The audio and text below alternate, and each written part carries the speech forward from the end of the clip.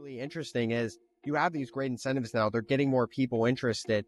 But how do you feel with the Trump administration? What can happen if we get rid of some of these tax credits? Are you worried that EV sales are going to go on the decline? Because I always like to bring people back to once Tesla lost the tax credit, and I think around 2020, 2021, they had record quarters without the tax credit. So what are your thoughts?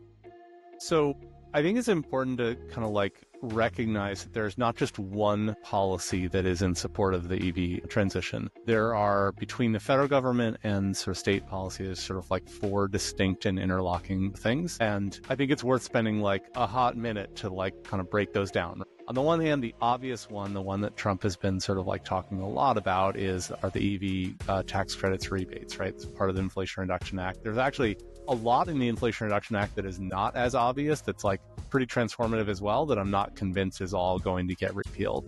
But I think those like front end rebates are like pretty highly likely they're on the way out, just because it's like too obvious of a target.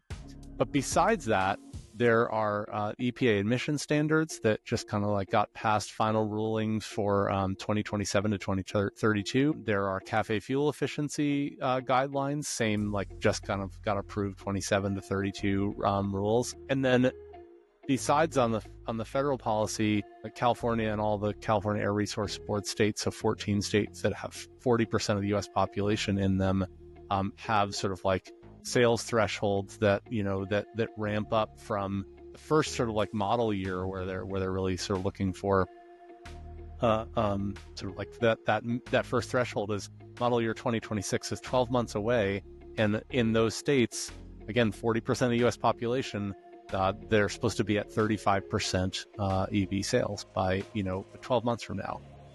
So like, yes, Trump administration very likely to immediately repeal or sort of like phase out the upfront rebates that I think get a lot of press. But the other three are very long-term fights that will take 12 to 18 months to rewrite rulemaking processes, can get tied up with lawsuits.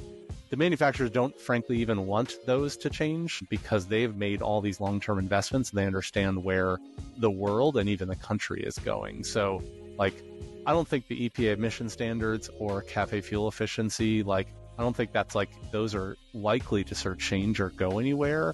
I think there's going to be a lot of like angst and fight about them, but like, frankly, I think those are sort of like not going to be touchable by the Trump administration, at least in an effective way. And then the last one, like, the last time the Trump administration was in, they tried to revoke California's sort of waiver from the EPA that allows them to set their own targets and emissions rules.